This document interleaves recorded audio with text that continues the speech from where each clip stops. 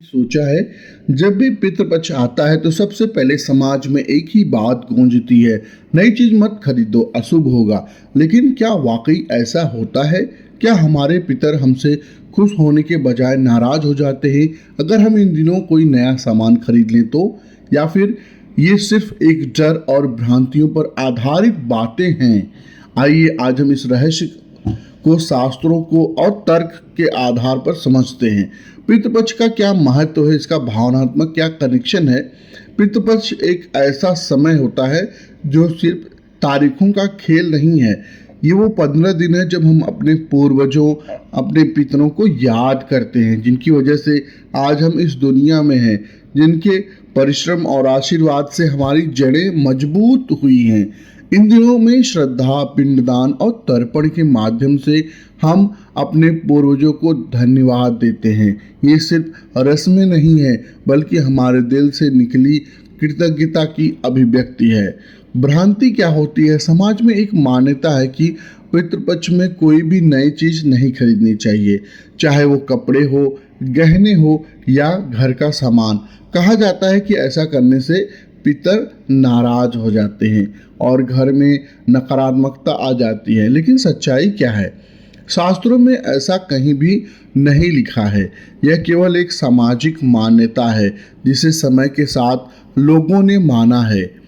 अब सवाल उठता है कि अगर खरीदारी मना नहीं है तो विवाह, गृह प्रवेश, मुंडन जैसे मांगलिक कार्य क्यों नहीं किए जाते? इसका कारण बहुत सरल है।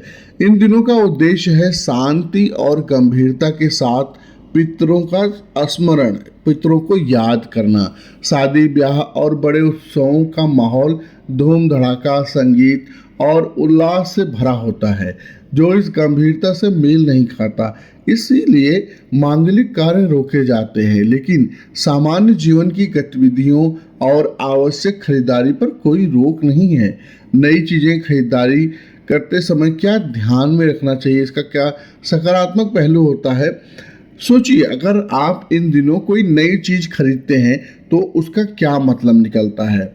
यह आपके घर की समृद्धि और प्रगति का संकेत देता है। आपके पितरों के लिए यह संदेश है कि उनका परिवार खुशहाल और संपन्न है। क्या कोई पूर्वज अपने परिवार को तरक्की करते देखकर नाराज होगा? बिल्कुल भी नहीं, बल्कि वे तो और भी प्रसन्न होंगे और आपको आशीर्वाद देंगे।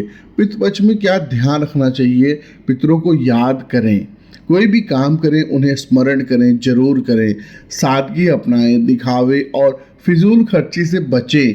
दान करें, गरीब और जरूरतमंदों को दान का महत्व पितृपक्ष में और भी बढ़ जाता है। पितरों की आत्मा को शांति मिलती है। श्रद्धा रखनी चाहिए।